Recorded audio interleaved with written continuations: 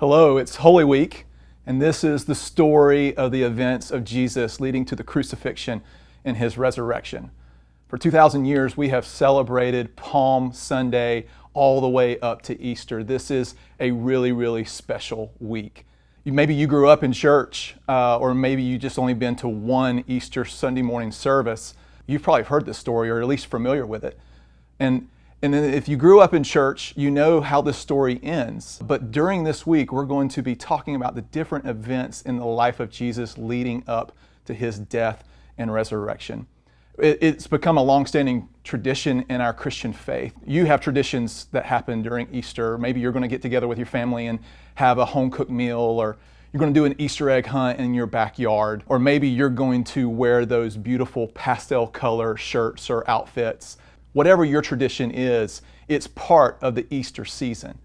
And I want to invite you this week, as we look at Holy Week, I want to invite you to watch these daily resources that we're going to create, just like this one. And I also want to invite you that we've created a reading plan for you to follow along with every day this week, for you to see the events leading up to Good Friday and Easter Sunday morning.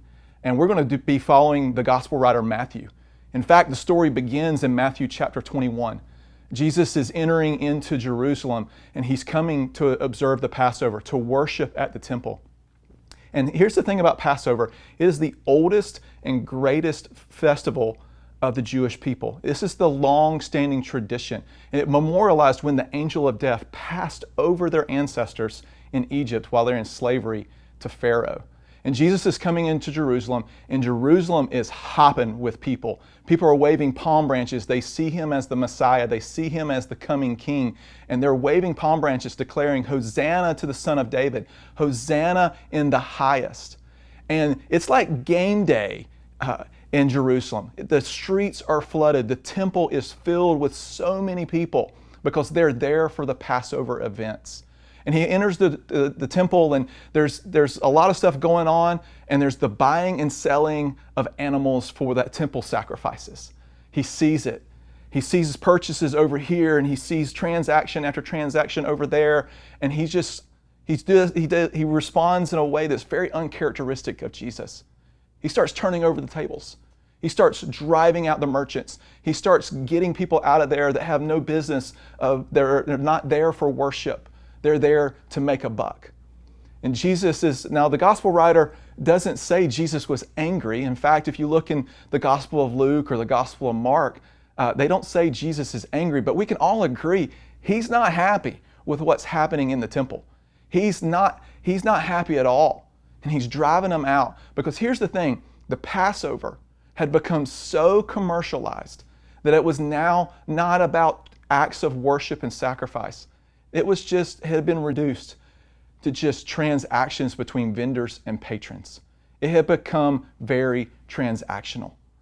And then Jesus, with a bold voice, says, "It is written, my house shall be a house of prayer, a house of connection, not a den of robbers." Jesus was a rabbi. He knew the story of Passover so well.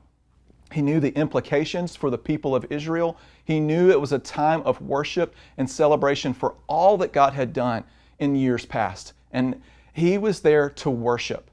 He was not there for just a bunch of hollow transactions that were happening in the temple courts. Now, as Jesus ran out the merchants and he got everybody out of there, the blind and the lame started to come in. The sick started to come in, and they found healing in Jesus' presence. The people who felt really far away from God started to come in and feel welcomed. And it says that the children were running around and shouting, "Hosanna to the Son of David. Hosanna in the highest." And the atmosphere in the temple courts changed from this commercial transaction to joy and celebration and worship for all that God had done. And the atmosphere was literally changing. But here's the problem. The Pharisees, the religious leaders, were indignant. True to form, they didn't like that Jesus was disrupting who they were and their traditions. Now, we read this as a story, but this is something that happened in history, documented, and we read it. It's become a tradition for us in this Easter season to read this story. But here's the thing. I think it's really interesting that Holy Week kicks off with Jesus in the temple at the Passover tradition, overturning the tables. I think it's really interesting that Jesus, even for us in our Easter tradition, wants more for us than just transactional, just go through the motion traditions. It's great to eat with your family. It's great to have Easter egg hunts. But Jesus wants this to be a time of worship. So where are you this Holy Week as it's getting started? Where are you? What traditions in Easter does Jesus need to overturn in your life so your heart really connects with Him? What do you need to engage in so this transactional tradition really becomes a heartfelt time of worship for you? I hope you'll join us every day as we do this daily resource and we do a reading plan, and look forward to seeing you back soon.